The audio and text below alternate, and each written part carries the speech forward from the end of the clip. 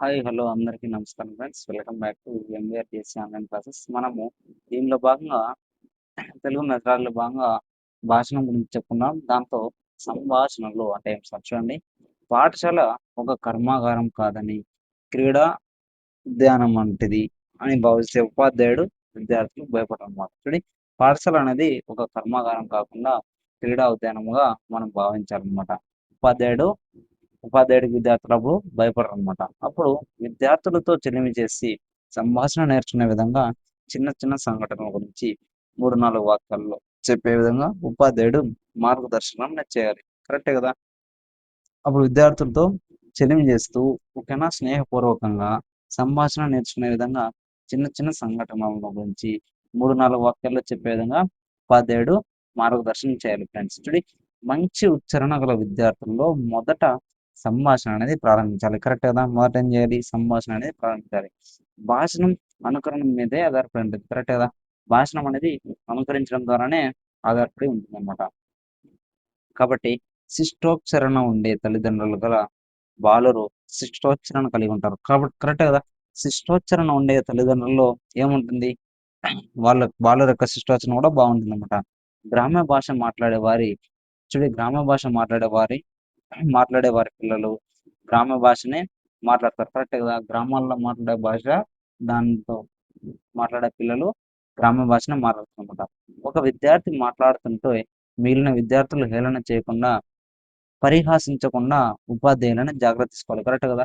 ఒక విద్యార్థి మాట్లాడుతుంటే ఇంకో విద్యార్థి హేళన చేయకుండా, పరిహసించకుండా ఉపాధ్యాయుడు జాగ్రత్తగా తీసుకోవాలని చెప్తున్నానన్నమాట. నెక్స్ట్ చూడండి, సంభాషణల మూలంగా సంభాషణల మూలంగా విద్యార్థుల యొక్క వాగ్దోషాలను ఉపాధ్యాయుడు తెలుసుకోవచ్చు. కరెక్టే కదా! సంభాషణల ద్వారా అదే విధంగా విద్యార్థుల్లో ఉన్న వాగ్దోషాలని ఉపాధ్యాయుడు తెలుసుకోవచ్చనమాట. ఉచ్చారణ దోషం ఉందని ఉచ్చారణ దోషం ఉందని విద్యార్థుల్లో కోపగించడం గానీ, దండించడం గానీ మనం చేయకూడదంటున్నారు. కరెక్టే కదా! ఉచ్చారణ దోషము విద్యార్థులు చెప్పేటప్పుడు కొన్ని ఉచ్చారణ దోషాలనేవి చేస్తూ ఉంటారనమాట. వాళ్ళ పైన కోపగించడం గానీ, దండించడం గానీ మనం చేయకూడదని చెప్తుండ్రు. సంభాషణ వస్తువు సంభాషణ వస్తువు విద్యార్థులకు పరిచయమైనదైతే ఆసక్తిగా ఉన్నారు. విద్యార్థులకు ముందుగానే పరిచయమైనదైతే మైనదంటే ఏముంటుంది? ఆసక్తిగా ఉండాలనమాట. విద్యార్థులు వారికి తెలిసిన విషయాన్ని ఇతరులకు చెప్పడానికి సాధారణంగా ఉత్సాహం చూపుతారు. కరెక్టే కదా! విద్యార్థులు వాళ్ళకి తెలిసిన విషయాన్ని ఇతరులకు చెప్పడానికి సాధారణంగా ఉత్సాహం అనేది చూపుతారనమాట. వారి చేత కుటుంబ సభ్యుల గురించి, పరిసరాల్లో ఉన్న జంతువుల గురించి, పక్షుల గురించి, చెట్లను గురించి, వస్తువుల గురించి చెప్పేటట్లు ప్రోత్సహించాలి. కరెక్టే కదా! వాళ్ళ చేత పక్కనున్న కుటుంబ సభ్యులు గానీ, పరిసరాలు గానీ, జంతువులు గానీ, పక్షుల గురించి, చెట్ల గురించి మనము చెప్పే విధంగా చేయాలనమాట. ఓకేనా? ఉపాధ్యాయుడు తనకు ఆ విషయం గురించి తెలియనట్లు, విద్యార్థి నుంచి తెలుసుకున్నట్లుగా విద్యార్థిని ప్రశ్నిస్తూ ఉంటే, విద్యార్థులు సహజంగా తమ యొక్క ప్రవృత్తి, భాషణ కుతూహలం అనేది ఉత్తేజితమై మాట్లాడడానికి సుముఖత చూపుతారు. కరెక్టే కదా! మనము విద్యార్థుల దగ్గర మనకి ఏమీ తెలియని విధంగా మనము ఉన్నామంటే, విద్యార్థి తనకు తెలిసిన విషయాన్ని సంపూర్తిగా, పూర్తిగా మనకి చెప్పడానికి ప్రయత్నం అనేది చేస్తాడు ఫ్రెండ్స్. చూడండి, భాష భాషణ వల్ల ప్రయోజనాలు ఏ విధంగా ఉన్నాయి సార్ చూడండి. మనము భాషణ వల్ల ప్రయోజనాలు ఏ విధంగా ఉంటాయి. ఓకేనా? చాలా ఇంపార్టెంటు. విద్యార్థుల్లో ఉచ్చారణ దక్షత, భాషా నైపుణ్యం అనేది పెంపొందించవచ్చు. కరెక్టే కదా! విద్యార్థుల్లో ఉచ్చారణ దక్షత, భాషా నైపుణ్యం అనేది పెంపొందించవచ్చు. నూతన పదాలు, విషయ పరిచయం అనేది ఈజీగా అవుతుందనమాట. పాఠశాల భయం అనేది తొలగించవచ్చు ఖచ్చితంగా. స్వేచ్ఛగా చదువుకోవడానికి విద్యార్థులను సంసిద్ధం చేయవచ్చు. కరెక్టే కదా! వాళ్ళు స్వేచ్ఛగా చదువుకోవడానికి విద్యార్థులను సంసిద్ధం చేయొచ్చనమాట. విద్యార్థుల యొక్క మనోవైఖరులను, ఆసక్తులను కూడా తెలుసుకోవచ్చు. కరెక్టే కదా! ఉపాధ్యాయుడి మీద గౌరవం, ప్రేమ అనేది పెంపొందుతుంది. కరెక్టే కదా! ఉపాధ్యాయుడి మీద గౌరవం, ప్రేమ అనేది పెంపొందుతుందనమాట. ఎదుటివారు చెప్పేది ఓర్పుగా వినే అలవాటు కూడా పెంపొందించవచ్చు. కరెక్టే కదా! ఇతరులు చెప్పే విషయాల్ని ఓర్పుగా వినే అలవాటనేది వస్తుందనమాట. విద్యార్థులు వారి యొక్క తప్పులను వారే తెలుసుకుంటారు. కరెక్టే కదా! విద్యార్థులు వారు చేసే తప్పులను వారే తెలుసుకునే విధంగా ఉంటుందనమాట. నెక్స్ట్ బాగా మాట్లాడే తోటి బాలురను చూసి తాము కూడా అలాగే మాట్లాడాలని ఉత్సుకత పెంపొందించడం. కరెక్టే కదా! బాగా మాట్లాడాలనేసి తోటి బాలులను ఇతరులు మాట్లాడేదాన్ని చూసి మనం కూడా ఆ విధంగా మాట్లాడాలనేసి వాళ్ళు ఉత్సుకత అనేది చూపుతారనమాట. నలుగురితో కలిసిమెలిసి ఉండే స్వభావం కూడా పెంపొందుతుంది. ఖచ్చితంగా నలుగురితో కలిసిమెలిసి ఉండే స్వభావం అనేది పెంపొందుతుంది. అదేవిధంగా సభాకంపం చూడండి. సభాకంపం తొలగి స్పష్టంగా, ధైర్యంగా మాట్లాడే నైపుణ్యం అనేది ఉంటుంది. ఖచ్చితంగా స్టేజ్ ఫియర్ అనేది తొలగిపోయి స్పష్టంగా, ధైర్యంగా మాట్లాడే నైపుణ్యం అనేది పిల్లల్లో కలుగుతుందనమాట. జ్ఞాపక శక్తి వృద్ధి చెందుతుంది. ఖచ్చితంగా వాళ్ళ యొక్క జ్ఞాపక శక్తి అనేది అభివృద్ధి చెందుతుంది ఫ్రెండ్స్. చూడండి విద్యార్థుల యొక్క విద్యార్థుల మధ్య పరస్పర అవగాహన సామర్థ్యం అనేది ఖచ్చితంగా పెంపొందింది. కరెక్టే కదా! ఇద్దరు విద్యార్థులు మాట్లాడుకుంటుంటే వాళ్ళ మధ్య ఉన్న పరస్పర సంబంధం అనేది వాళ్ళ యొక్క అవగాహన సామర్థ్యం అనేది ఖచ్చితంగా పెంపొందుతుందనమాట. మంచి స్నేహ వైఖరి మంచి స్నేహ వైఖరి అనేది ఖచ్చితంగా వెలువడుతుందనమాట. చూడి బాల గేయాలు లేదా శిశు గేయాలు అంటే ఏం సార్? చూడండి ఇది భాషణానికి ఏ విధంగా ఉపయోగపడుతుందో ఒకసారి చూద్దాం ఒకసారి. పాటలంటే పాటలంటే ఎవరికైనా సహజంగా ఇష్టం ఉంటుందా? ఉండదా? ఖచ్చితంగా ఇష్టం ఉంటుందనమాట. ఒంటరిగా ఉన్నప్పుడు స్త్రీ, పురుషులు ఎవరైనా కూని రాగాలు తీయడం మనం గమనిస్తూ ఉంటాం. మీరు కూడా అప్పుడప్పుడు కొన్ని పాటలు అనేవి పాడుతూ ఉంటారనమాట. గేయాలలో లయ బాగా ఉన్నప్పుడు, అనుప్రాస వంటి శబ్దాలంకారాలు ఉన్నప్పుడు మళ్ళీ మళ్ళీ పాడుకోవాలనే కోరిక ఖచ్చితంగా ఉంటుంది. మనం కూడా మంచి మంచి పాటలు మనకి వినసొంపుగా ఉన్న పాటల్ని పాడుతూ ఉంటామనమాట పదే పదే. ఓకేనా? చూడండి శబ్ద లాలిత్యం, లయ గేయాలకు ఉండవలసిన లక్షణం. శబ్ద లాలిత్యం మరియు లయ అనేది దేనికుండాలి? గేయాలకు ఉండవలసిన లక్షణంగా మనం చెప్పాలి ఫ్రెండ్స్. చూడండి శిశు గేయాలలో అర్థం ప్రధానం కాదనమాట. శిశు గేయాలలో అర్థం అనేది ప్రధానం కాదనమాట. వైకల్పికంగా ఉండవచ్చు లేదా లేకపోవచ్చు. ఎదుటి వ్యక్తులను సంతోషింపజేసే గుణము పఠన సమతాన గుణం లయతో ఉండాలి. ఖచ్చితంగా ఎదుటి వ్యక్తులకు మనం చెప్పేది సంతోషంగా ఉండే విధంగా ఉండాలన్నమాట. ఓకేనా? వాళ్ళు పఠించడానికి అంటే వాళ్ళు నేర్చుకోవడానికి కూడా ఈజీగా ఉండాలి. లయతో మంచి లయ అనేది కూడా ఉండాలన్నమాట. ఉదాహరణకు మరో ప్రపంచం అందుకే ఎగ్జాంపుల్ అది బాగా పాడతారనమాట. అందుకే లయను రాజుగా, ఛందస్సును బానిసగా భావిస్తే లయ కోసమే ఛందస్సును, ఛందస్సు కోసం లయ కాదని పలువురు భావిస్తారు.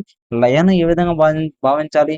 రాజుగా భావించమంటే ఛందస్సుని బానిసగా భావిస్తూ అంటే లయ కోసమే ఛందస్సు అని, ఛందస్సు కోసం లయ కాదని చాలా మంది తమ యొక్క అభిప్రాయాన్ని భావించారనమాట, చెప్పారనమాట. గేయాలలో అర్థం కంటే శబ్దం ప్రధానం. గేయాలలో అర్థం కంటే ఏం ప్రధానము? శబ్దం ప్రధానం. కాబట్టి భాష అనేది సరళంగా ఉండాలంటున్నాడు. చూడండి శృతి శృతి మధురం శృతి మధురంగాను, శృతి అనేది మధురంగాను, అదే విధంగా లయబద్ధంగాను ఉన్న పాటల్లో అర్థం తెలియకపోయినా ఆనందించే స్వభావం అనేది పసితనంలో ఎక్కువగా ఉంటుంది. కరెక్టే కదా! మన పాట యొక్క శృతి మధురంగాను, లయబద్ధంగాను ఉన్న పాటలలో అర్థం తెలియకపోయినా ఆనందంగా స్వభావం ఆనందించే స్వభావం పసితనంలో ఎక్కువగా ఉంటుందన్నమాట పిల్లలకి. ఓకేనా? అందుకే తల్లులు అందుకే తల్లులు ఏం చేస్తారు? పిల్లలకు జోలపాటలు పాడి నిద్రపుంచుతారు. కరెక్టే కదా! ఇంకా ఏమేం చేస్తారు సార్? చూడండి జోలపాటలు వింటున్నప్పుడు శిశువులకు త్వరగా నిద్ర పడుతుంది. ఖచ్చితంగా మనం జోలపాట పాడినామంటే పిల్లలు నిద్రపోతారనమాట. మీరైనా నిద్రపోయారు. ఈ లెసన్ వినేటప్పుడు నిద్రపోవద్దనమాట. ఓకేనా? రాత్రి సమయంలో పిల్లలు అన్నం తినడానికి మారం చేస్తుంటే పాతకాలపు తల్లులు అన్నం తినడానికి ఏం పాడేవారు చూడండి. మనము పూర్వకాలంలో తల్లులు రాత్రి సమయాల్లో భోజనం తినని పిల్లలకి మారం చేస్తుంటారనమాట. వాళ్ళకి ఆహారం పెట్టడానికి తల్లిదండ్రులు ఏం పాటలు పాడేవాళ్ళంటే చందమామ రావే, జాబిల్లి రావే, కొండెక్కి రావే, గోగు పూలు తేవే, బండెక్కి రావే, బంతి పూలు తేవే అని పాటను పాడి అన్నం తినిపించేవారని మనకందరికీ తెలుసు. మీరందరూ మాక్సిమం చాలా మంది ఈ పాటల్ని మీ తల్లుల ద్వారా మనం చిన్నప్పుడు వినే ఉంటామన్నమాట. అందరూ విన్నారా ఫ్రెండ్స్? ఖచ్చితంగా వింటారు. ఈ శిశు గేయాలు కూడా 2 రకాలు అంటున్నాడు. పెద్దవాళ్ళు చిన్న పిల్లలను ఆడించడానికి, లాలించడానికి పాడేవన్నమాట. పెద్దవాళ్ళు చిన్న పిల్లలను ఆడించడానికి, పాడించడానికి ఒకటుంటే, పిల్లలు ఆడుకుంటూ తమంతట తామే సామూహికంగా పాడుకునేవి కూడా కొన్ని ఉంటాయి. పెద్దవాళ్ళు చిన్న పిల్లల కోసము పాడేవి కొన్ని ఉంటే, పిల్లలు వాళ్ళంత వాళ్ళే పాడుకునేవి కూడా కొన్ని ఉంటాయన్నమాట. ఓకేనా? శిశువులను బుజ్జగించడానికి, నవ్వించడానికి, ఆడించడానికి కింది పాటలు ఎక్కువగా వినిపిస్తూ ఉంటాయన్నమాట. అప్పచ్చి బెట్టి, అయ్యం పెట్టి, పాపం బెట్టి, పాసం బెట్టి, నెయ్యేసి, చారేసి, అత్తారింటికి పంపించేదెట్లాగంటూ అంటూ అరచేతి నుంచి చంకల వరకు చేయి దూతూ పోతే పిల్లలు పగపగా నవ్వుతారు. కరెక్టే కదా! అదో అప్పచ్చి బెట్టి, అయ్యం బెట్టి, పాపం బెట్టి, పాసం బెట్టి, నెయ్యేసి, చారేసి, అత్తారింటికి పంపించేదెట్లాగంటూ అనేసి చకలిగిలిలు పెడతారు కదా! అది అన్నమాట. అప్పుడు పిల్లలు బాగా నవ్వుతారనమాట. నెక్స్ట్ చూడండి, బాలబాలికలు ఆడుకునేటప్పుడు తామే స్వయంగా పాడుకునే పాడుకునేవి ఆడపిల్లలు ఆడుతూ పాడుకుంటారనమాట. ఏవేవి పాడతారు చూడు, ఆడపిల్లలు ఏం పాడతారు? చెమ్మ, చెక్క, చారడేసి మొగ్గ, అట్ల పోయంగా, ఆరగించంగా అని ఆడపిల్లలు మొదలైన బాల గేయాలను ఉపాధ్యాయుడు సేకరించి స్పష్టంగా, నిర్దిష్టంగా, లయబద్ధంగా, మాధురంగా అందరికి వినిపించే విధంగా అభినయంతో పాడాలంటున్నాడు. ఓకేనా? త్వరలో చూడి తర్వాత విద్యార్థులు చూడి విద్యార్థులను తనతో తాను కలిసి పాడమని చెప్పాలి. విద్యార్థులను కూడా తనతో కూడా కలిసి పాడమని చెప్పాలనమాట. తర్వాత విద్యార్థులందరూ చూడి తర్వాత విద్యార్థులందరితో కలిసి పాడించాలనమాట దాన్ని. క్రమంగా జట్లలోను ఒక్కొక్కరితోనూ పాడించాలి. బాగా పాడే వారితో ముందుగా పాడిస్తే వీరిని చూసి మిగిలిన వారు కూడా అదే విధంగా ప్రయత్నిస్తారు. ఇలాంటి పాటలే కాకుండా ఇంకా ఏమేమి ఉన్నాయి చూడండి ఒకసారి. గాదిలోన కందికప్పు చూడి సారీ గాదిలోన కందిపప్పు గాదె కింద పందికొక్కు అని ఒకటి. 7 ఎర్ర లారీలు 7 నల్ల లారీలు అని మనం గట్టిగా చూడి వాటిని తొందరగా చదవమంటే వాటిని పలకలేక నవ్వుతారనమాట. కరెక్టే కదా! గాదిలోన కందిపప్పు గాదె కింద పందికొక్కు అని టకటక అని చెప్పుకుంటారంటే చెప్పేటప్పుడు వాళ్ళు నవ్వుతారనమాట ఖచ్చితంగా. ఓకేనా? వచనం కంటే చూడి వచనం కంటే పద్యం అనేది చూడు వచనం కంటే పద్యం కంటే గీతం నోటికి సులభంగా వస్తుంది. కరెక్టే కదా! వచనం కంటే పద్యం కంటే గీతం కూడా మనకి నోటికి సులభంగా వస్తుందన్నమాట. ఇలాంటి పాటలను ఇలాంటి పాటలను విద్యార్థులు సేకరించుకొని రమ్మని విద్యార్థులకు తరగతిలో పాటించడం ద్వారా విద్యార్థుల్లో ఉత్సాహం, ఆనందం అనేది ఖచ్చితంగా వస్తుంది. పిల్లలు మీరు ఇలాంటివి చూడండి నాన్న, పిల్లలు మీరందరూ ఇలాంటి గేయాలను పాడండిరా, ఇలాంటి గేయాలు ఏమన్నా ఉంటే మీరు సేకరించుకోరండిరా అని చెప్పమంటే వాళ్ళు చాలా ఉత్సాహంతో చేస్తారనమాట. ఈ శిశు గేయాల వల్ల ప్రయోజనాలు చూడండి. ఈ శిశు గేయాల వల్ల ప్రయోజనాలు ఏవేవి ఉన్నాయి సార్ చూడండి. శిశు గేయాల వల్ల మనకు ప్రయోజనాలు ఏమొస్తుందంటే ఉచ్చారణ అనేది బాగా పడుతుంది. కరెక్ట్ కదా! ఉచ్చారణ అనేది బాగా పడుతుందనమాట. జట్లలో జట్లలో పాడటం వలన సాంఘీభావం అనేది పెంపొందుతుంది. కరెక్టే కదా! ఉత్సాహంతో పిల్లలు మురిసిపోతారన్నమాట. మీరు ఒకసారి చూడండి, ఎప్పుడన్నా ఒక పాట పాడించండి, ఖచ్చితంగా మురిసిపోతారు ఫ్రెండ్స్. పదజాల అభివృద్ధి అనేది జరుగుతుంది ఖచ్చితంగా. ఉపాధ్యాయుల పట్ల గౌరవం అనేది ఏర్పడుతుంది. గేయాలపై మక్కువ చేత పాఠశాలకు క్రమం తప్పకుండా వస్తారు. ఖచ్చితంగా మా సారు ఈరోజు ఒక గేయం చెప్పాడు, రేపు కూడా మంచి గేయం చెప్తాడేమో అని పాఠశాలకు రావడం అనమాట. సంగీతం అంటే ఆసక్తి పెంచుకునే నేర్చుకునే ప్రయత్నం కూడా చేస్తారు ఖచ్చితంగా. సభాకంపం తొలగిపోతుంది. స్టేజ్ ఫియర్ అనేది తొలగిపోతుంది అని చెప్తున్నాడు. నెక్స్ట్ అభినయ గేయాలంటే ఏం సార్ చూడండి. అభినయ గేయాలు అనేవి ఏ విధంగా భాషణానికి ఉపయోగపడతాయో చూద్దాం రండి ఫ్రెండ్స్. ఓకేనా? ఇవి కూడా బాల గేయాలే. ఇవి కూడా బాల గేయాలే, కానీ అభినయ ప్రధానమైన గేయాలు కాబట్టి వీటిని మనము అభినయ గేయాలు అనమాట. ఇవి కూడా బాల గేయాల మాదిరిగానే ఉంటాయి, కానీ అభినయ ప్రధానమైన గేయాలు కాబట్టి వీటిని అభినయ గేయాలుగా మనం చెప్పవచ్చు. చూడండి, ప్రాథమిక పాఠశాలలో ఇవి నేర్పితే విద్యార్థుల యొక్క భాషా కౌశల్యం, వాక్చాతుర్యం అనేది పెంపొందింది. ఖచ్చితంగా ఇది మనం ప్రాథమిక పాఠశాలలో విద్యార్థులకు నేర్పిస్తే ఏమొస్తుంది? విద్యార్థుల యొక్క భాషా కౌశల్యం అనే వాక్చాతుర్యతం అనేది పెంపొందిందనమాట. అదేవిధంగా ఆకాశవాణి, దూరదర్శన్ కార్యక్రమాలలో పిల్లలు అనేక బాల గేయాలను, అభినయ గేయాలను పాడుతూ ఉంటారు. ఖచ్చితంగా ఈ ఆకాశవాణి, దూరదర్శన్ కార్యక్రమాల్లో పిల్లలు చూసి ఎన్నో బాల గేయాలు, అభినయ గేయాలను పాడుతూ ఉంటారనమాట. ఓకేనా? వీటిని తరచూ విద్యార్థులకు వినిపిస్తూ ఉండాలి. మనం కూడా వినిపిస్తూ ఉండాలన్నమాట. ఓకేనా? శిశు గేయాలలో వాచిక అభినయం ఉంటే, అభినయ గేయాలలో వాచిక అభినయంతో పాటు ఆంగిక అభినయం కూడా ఉంటుంది. Important friends, note this point. శిశు గేయాలలో వాచిక అభినయం ఉంటే, అభినయ గేయాలలో ఏమేమి ఉంటుంది సార్ అంటే వాచిక అభినయంతో పాటు ఆంగిక అభినయం కూడా ఉంటుంది.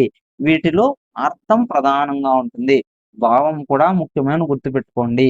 భావాన్ని అనుసరించి మనము అభినయం చేయాలి అంటున్నాడు. ఎగ్జాంపుల్ ఏమిచ్చారు? ఎగ్జాంపుల్ ఒకసారి చూద్దాం. ఒకసారి చిన్నది ఇదిగో చిటికని వేల్ ఉన్నది పక్కన ఉంగరపు వేల్ నడిమిది ఈ వేలే నడిమిది ఈ వేల్ నాణెముగా సూటిగా ఉన్నది చూపుడు వేల్ బొద్దుగా ఉన్నది బొటన వేల్ ఎంత బాగా చెప్తున్నాడు. బొద్దుగా ఉన్నది బొటన వేల్ అద్దిర అన్నయ్య ఐదురా అద్దిర అన్నయ్య ఐదురా ఆ ఐదురా ఆ 5 5 10 ఆ 5 5 10 10 20 సతతము సతతము మాము దీవించుటకై 10 వందనములు గురువునకు అని మన ఈ అభినయిస్తూ పాడాలన్నమాట.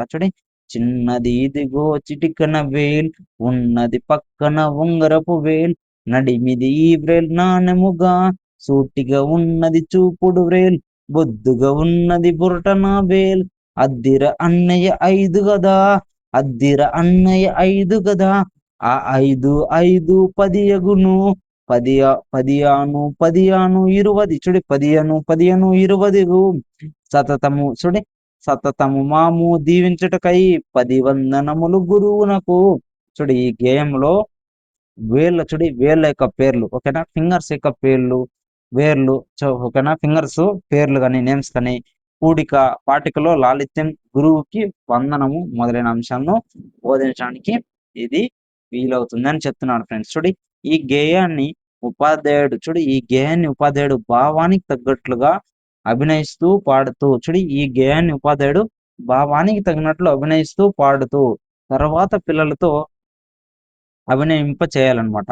అదే విధంగా ఈ అభినయ గేయాలు పాడించేటప్పుడు విద్యార్థులు ఒకరినొకరు తగలకుండా దూరంగా ఉండాలన్నమాట. ఈ అభినయ గేయాల ప్రయోజనాలను శిశు గేయాల యొక్క ప్రయోజనాలు ఒకటే అయినా అభినయ గేయాల్లో ఆంగిక అభినయం అదనంగా ఉంటుంది.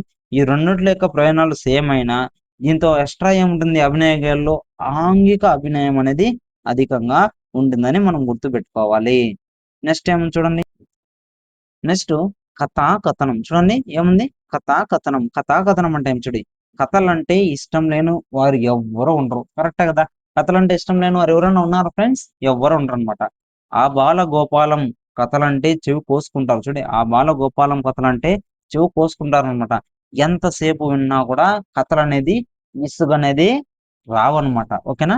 పిల్లలకు కథలంటే సహజంగానే ఇష్టం ఉంటుంది. ఓకేనా, ఒకసారి ట్రై చేయండి మీరు కూడా.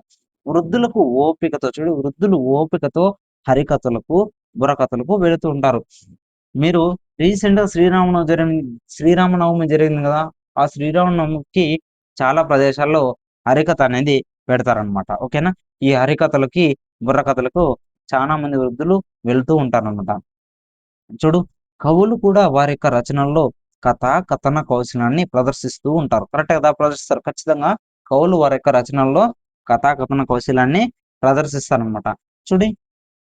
చిన్న పిల్లలు కథలు వినేటప్పుడు ఉత్సాహంగా, ఉల్లాసంగా, ధైర్యము, జాలి, ఆశ్చర్యం, పశ్చాత్తాపం, అసహ్యం, ఆత్మవిశ్వాసం, భయాలకు సంబంధించిన ఉద్వేగాలను కలుగుతూ ఉంటాయి. కరెక్టే కదా.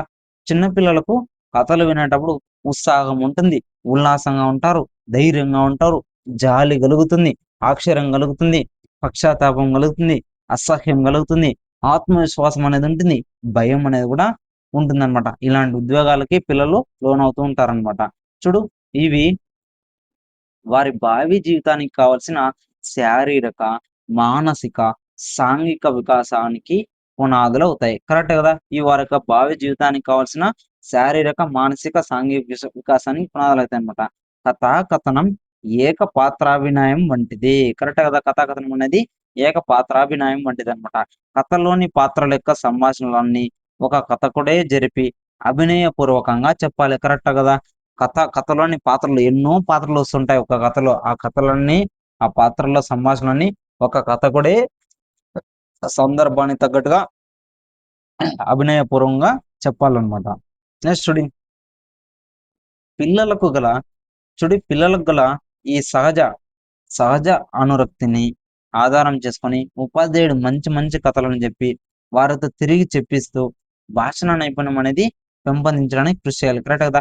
పిల్లలకు గల ఈ సహజ అనురక్తిని ఆధారం చేసుకొని ఉపాధ్యాయుడు ఏం చేయాలి, మంచి మంచి కథలు చెప్పి వారితో తిరిగి చెప్పిస్తూ భాషణ నైపుణ్యం అనేది పెంపొందించడానికి కృషి చేయాలి అంటున్నాడు.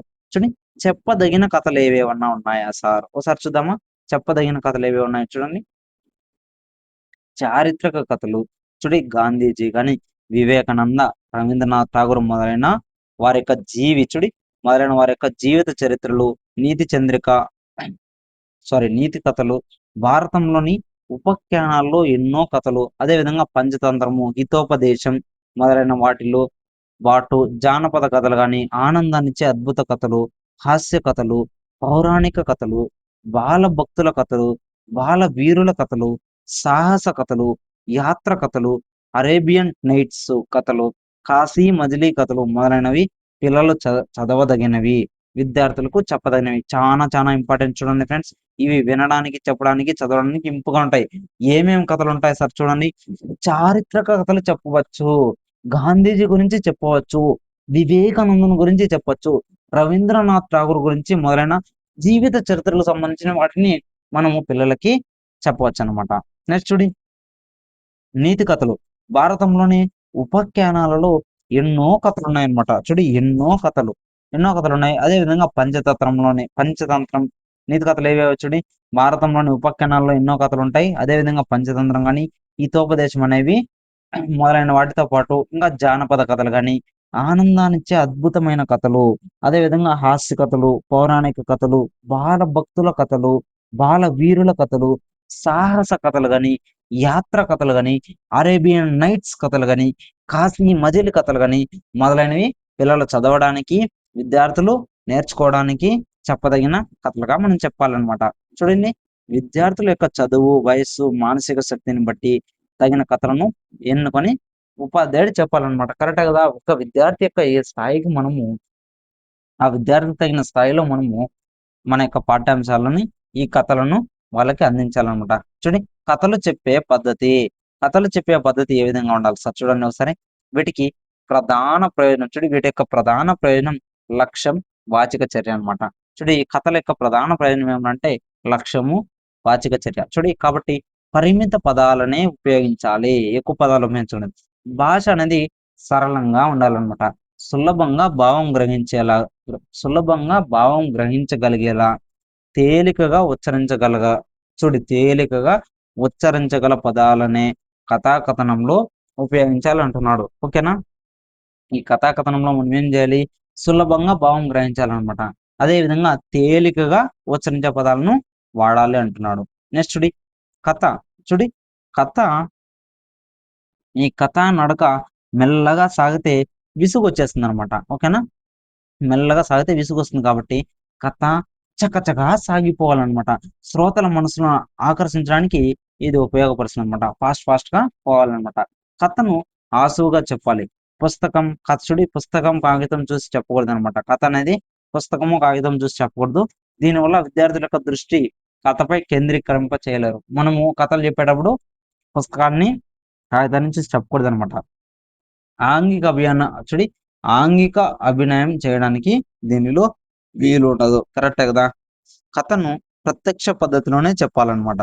కరెక్టే కదా. కథను ప్రత్యక్ష పద్ధతిలోనే చెప్పాలి. అప్పుడే కథ వినడానికి ఉత్సాహంగా ఉండి రక్తి కనబడుతుంది. కరెక్టే కదా. కథను మనము ప్రత్యక్ష పద్ధతిలో చెప్పినప్పుడు కథ బాగా వినడానికి రక్తి కడుతుంది అనమాట, ఉత్సాహంగా ఉంటారనమాట. కథలు చెప్పేటప్పుడు కథా చిత్రాలు, ఆల్బమ్లు చూపించినట్లయితే అవి మనస్సులో నిలుస్తాయి. విద్యార్థులు బాగా అర్థమైంది. మనం కథ చెప్తాం. అనగనగా ఒక రాజు ఉన్నప్పుడు ఒక రాజు బొమ్మను చూపించామంటే పిల్లలకి ఆ ఆల్బమ్స్, చిత్రాలు అనేవి మెదడులో ఫిక్స్ అవుతాయి అనమాట.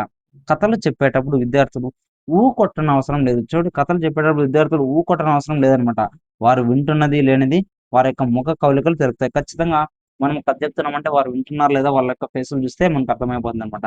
మధ్య వారి యొక్క అవధానాన్ని తెలుసుకోవడానికి ప్రశ్నలు వేస్తూ ఉండాలి. కథ చెప్తూ ప్రశ్నలు కూడా అడుగుతూ ఉండాలన్నమాట.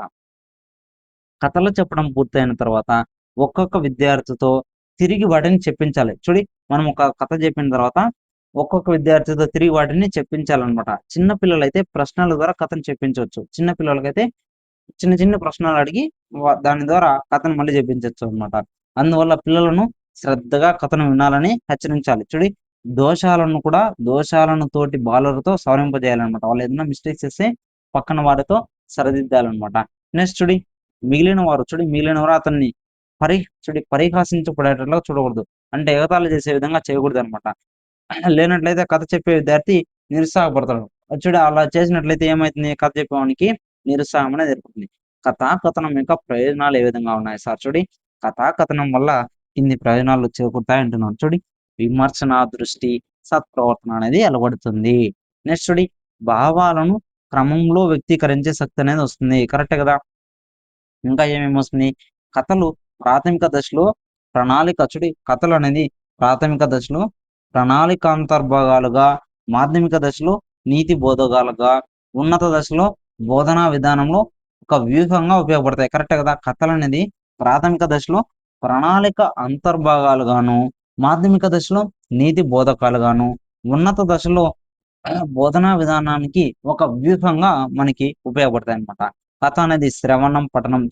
కథ శ్రవణం, పఠనం విద్యార్థుల్లో సృజనాత్మక శక్తులను దోహదం చేస్తాయన్నమాట. నెక్స్ట్ విద్యార్థులు విన్న కథలను తిరిగి చెప్పడం వల్ల భాషణ శక్తి అనేది పెంపొందుతుంది. కరెక్టే కదా! విద్యార్థులు విన్న కథలను తిరిగి చెప్పడం వల్ల భాషణ శక్తి అనేది పెంపొందుతుంది. రాయించడం వల్ల లేఖన శక్తి అనేది కూడా పెరుగుతుందన్నమాట. భాషణమే కాకుండా లేఖనం కూడా అలవడుతుంది.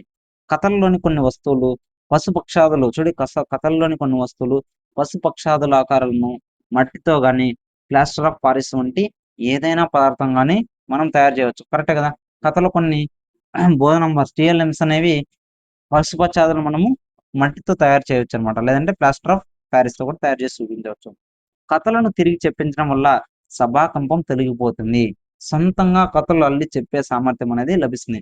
ఈ కథలు తిరిగి చెప్పడం వల్ల వాళ్ళకి స్టేజ్ ఫియర్ అనేది తొలగిపోతుందనమాట. సొంతంగా వాళ్ళే కథలు అల్లి చెప్పే సామర్థ్యం కూడా వస్తుందనమాట. నెక్స్ట్ ఏమో చూడండి నాటకీకరణ. కథలు చెప్పేటప్పుడు అనుసంధ వాక్యాలుగా తొలగించి చదివితే కథ ఒక సంభాషణగా కనబడుతుంది. కరెక్టే కదా! కథలు చెప్పేటప్పుడు అనుసంధాన వాక్యాలనేది తొలగించి చదివితే కథ అనేది ఒక సంభాషణ రూపంలో ఉంటుందంటున్నాడు. ఈ సంభాషణ ఒకరే చేయక ఒక్కొక్క పాత్ర ఒక్కొక్క విద్యార్థి ధరించినట్లయితే ఈ సంభాషణ అనేది ఒకరే చేయకుండా ఒక్కొక్క పాత్రని ఒక్కొక్క విద్యార్థి ధరించినట్లయితే అది నాటకీకరణంగా కూడా అవుతుందన్నమాట. కాబట్టి కథలను నాటకాలుగా మార్చి విద్యార్థుల్లో ప్రదర్శింప చేయడం. అదేవిధంగా వాచిక చర్య అభివృద్ధికి మరొక చక్కని సాధనంగా విద్యార్థులు తమ యొక్క పాఠ్యాంశంలో ఉండే నాటకీకరణను కూడా తీసుకోవచ్చనమాట. కరెక్టే కదా! మన పాఠ్యాంశంలో ఉండే పాత్రలను విద్యార్థులకు అనువదింపజేసి ఒక నాటకాలుగా వాళ్ళని చేయడం అనమాట. ఆహార్యంతో రంగస్థలంలో పని లేదు. కరెక్టే కదా! ఆహార్యంతో గాని, రంగస్థలంతో గాని పని లేదనమాట. తరగతి గదే వాళ్ళకి రంగస్థలంగా ఉంటుంది. మనం సెపరేట్‌గా ఏర్పాటు చేయాల్సిన పనైతే ఉండదనమాట. నెక్స్ట్ చూడండి పిల్లలు పిల్లలు నాటకాలు, చలనచిత్రాలు చూడడంలో ఉత్సాహం అనేది చూపుతారు. ఖచ్చితంగా పిల్లలు నాటకాలు, చలనచిత్రాలు చూడడంలో బాగా ఉత్సాహం ఉంటుంది. ఖచ్చితంగా. కారణం ఏమిటంటే ఇది సంగీతం, చిత్రలేఖనం, శిల్పం, అదేవిధంగా నటనా వేషం, మాటలు మొదలైనవి అనేక కళల సమూహారం. కరెక్టే కదా! చూడి పిల్లలకి నాటకాలు, చలనచిత్రాలు చూడడంలో చానా ఉత్సాహం అనేది చూపిస్తారనమాట. దీనికి కారణం ఏమి? సంగీతం ఉంటుంది, చిత్రలేఖనము, శిల్పము, నటనా వేషం, మాటలు మొదలైనవి అనేక కళల సమూహారం అనేది ఉంటుంది కాబట్టి. ఓకేనా? భిన్న రుచులు గల వారందరిలో మనోరంజకం ప్రదర్శించబడేదే నాటకం. చానా ఇంపార్టెంట్.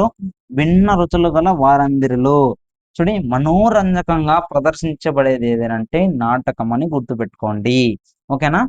నెక్స్ట్ తరగతి గదిలో వీటన్నింటికి అవకాశం అనేది ఉండదు. వాచిక, ఆంగిక అభినయాలను మాత్రం సాధ్యమవుతాయి. మనకు కరెక్టే కదా!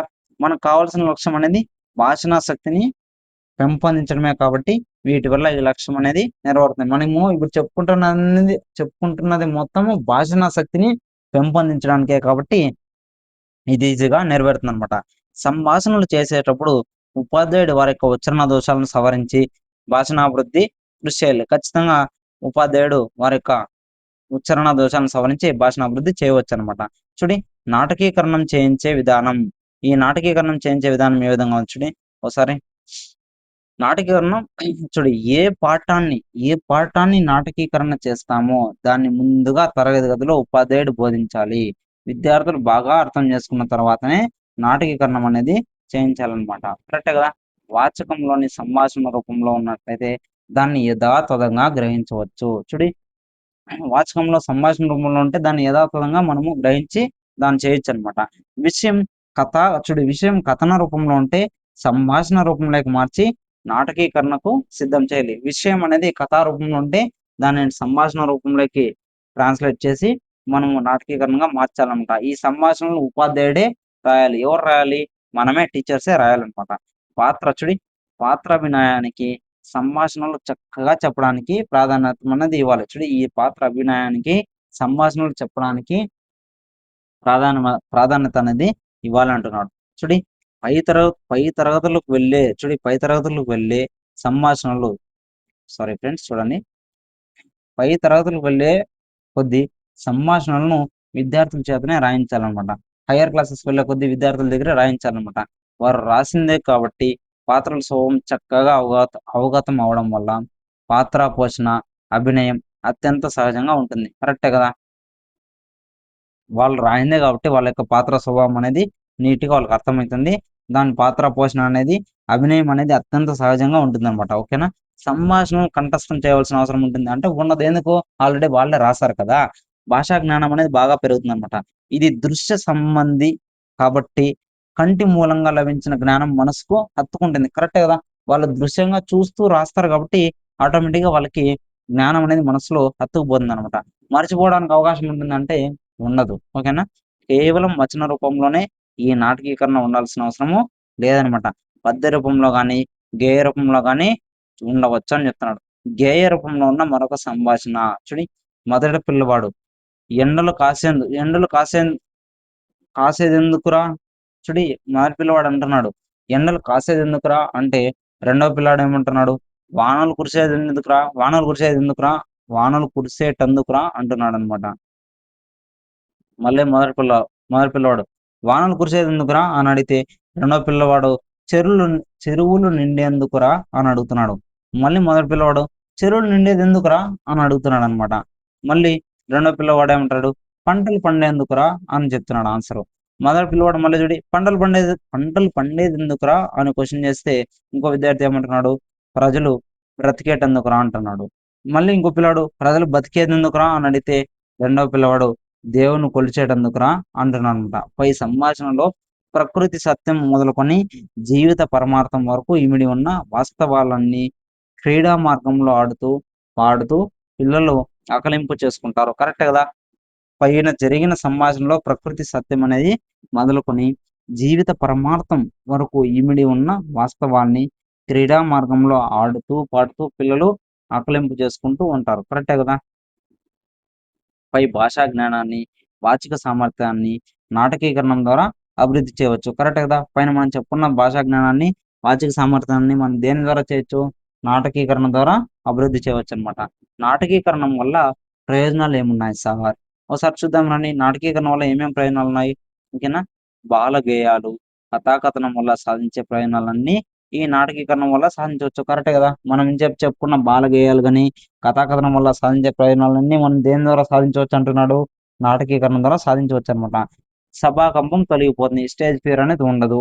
సమయానుకూలంగా మాట్లాడడానికి కావాల్సిన వాచిక నైపుణ్యం అనేది ఖచ్చితంగా వస్తుంది.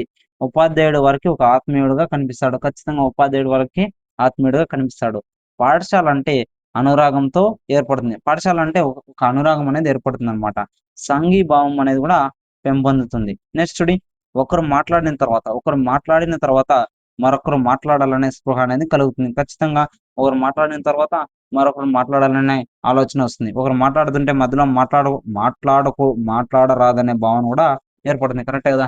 ఒకరు మాట్లాడుతున్నప్పుడు మధ్యలో మనం మాట్లాడకూడదు అనే భావన అనేది కూడా వస్తుందనమాట. నెక్స్ట్ ఇది మనకి సంబంధించిన నాటకీకరణం యొక్క ప్రయోజనాలు. నెక్స్ట్ ఉక్త రచన లేదా వక్తృత్వ శిక్షణ అంటే ఏం సార్? చూద్దాం ఒకసారి. ఓకేనా? Okay friends. దీన్ని మనము ఇంకో వీడియోలో చెప్పుకుందాం. ఓకేనా? అందరికి నచ్చితే లైక్ చేయండి, సబ్స్క్రైబ్ చేయండి, షేర్ కూడా చేయండి. ఓకేనా? Thank you so much friends. ఓకేనా? నెక్స్ట్ వీడియోలో ఉక్త రచన దాని యొక్క ప్రయోజనాలు ఏ విధంగా ఉన్నాయి వాటి గురించి నీట్‌గా ఎక్స్‌ప్లనేషన్ అనేది చెప్పుకుందాం ఫ్రెండ్స్. ఓకేనా? Thank you so much.